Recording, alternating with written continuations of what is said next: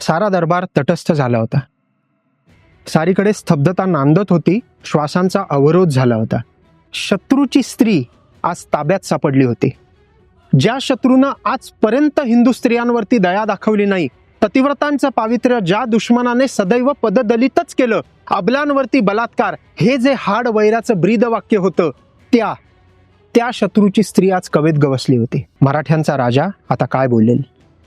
जिजाऊचा पुत्र आता काय बोलेल? महाराष्ट्राचा तारणहार, युवकांचा होनहार, हिंदूंचा आधार आता काय बोलेल? तलवारीचे वार त्यांनी बेदरकारपणे झेलले.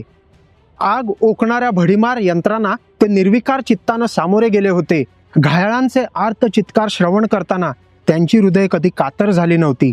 पण आज, आत्ता, या क्षणी मात्र त्यांच्या राजाच्या एका शब्दावर त्यांचे प्राण अडकले होते. मराठ्यांचा राजा आता काय बोलेल?